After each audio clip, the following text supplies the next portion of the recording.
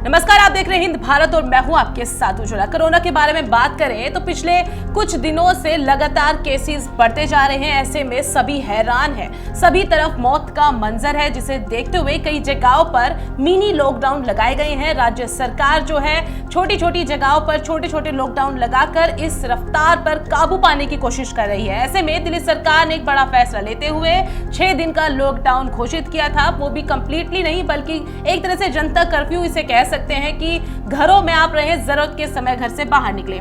ऐसे में फिर से ये चिंता सताने लगी थी कि जो मजदूर तो बाहर से आकर दिल्ली में रह रहे हैं या फिर जो दूसरे राज्यों में रह रहे हैं, वो आपस में एक जगह से दूसरी जगह पर जाने वाले यानी पलायन करने वाले हैं, जिसे देखते हुए एक बार फिर से कोरोना का संकट मंडरा जाएगा। ऐसे में दिल्ली सरकार ने ध्यान में रखते हुए श्रमिकों के लिए अब एक नया ऐलान किया है। दरअसल दिल्ली सरकार के अनुसार अब सभी प्रवासी श्रमिकों को 5-5 हजार रुपए दिए जाएंगे।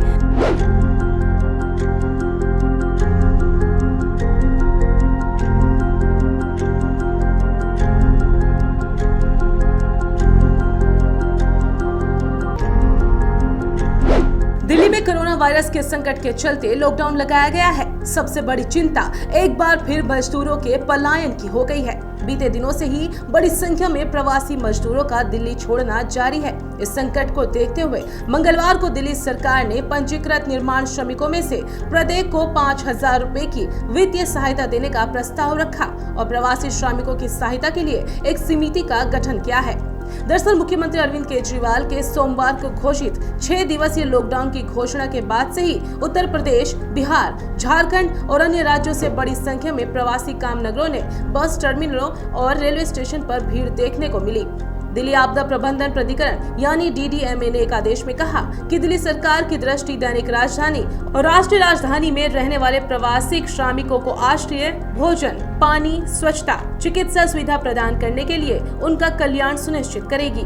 दिल्ली हाईकोर्ट ने 19 अप्रैल को एक आदेश में सरकार को दिल्ली में दैनिक यात्रियों, प्रवासी श्रमिकों और निर्माण श्रमिकों के कल्याण के लिए बुनियादी सुविधाएं प्रदान करने का निर्देश दिया था।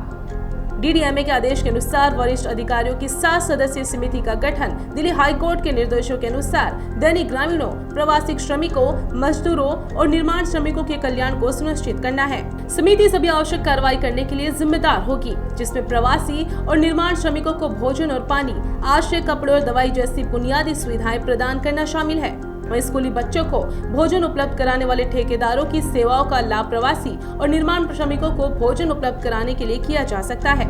इसके साथ साथ निर्माण श्रमिकों के पंजीकरण और नवीनीकरण को खुला रखा जा रहा है। एक सूत्र के अनुसार पंजीकृत भवन और निर्माण श्रमिकों को शिकायतों के निवारण के लिए हेल्पलाइन नंबर भी प्रदान किया जाएगा और संकट की स्थिति में उन्हें सहायता प्रदान की जाएगी। अधिकारियों के अनुसार सरकार ने शहर के 205 रैन बसेरों में प्रवासियों को रहने और भोजन की सुविधा भी प्रदान की है। दिल्ली सरकार की ये बड़ी कोशिश है कि एक बार फिर से अगर आप पलायन करने की स्थिति में है तो उन श्रमिकों को रोक दिया जाए, ताकि इस स्थिति को और ज्यादा बेकाबू ना पाया जाए। ऐसे में दिल्ली सरकार की ये जो एक नई कोशिश है, अब देखते हैं इसका क्या नतीजा निकलेगा। क्या प्रवासी रुक पाएंगे या फिर पलायन की वजह से कोरोना का एक बड़ा विस्फोट जो देखने को मिलेगा वो अपने आप में एक भयंकर चीज होगी। फिलहाल देखते रहिए हिंद भारत। हिंद भारत, आपकी अपनी आवाज।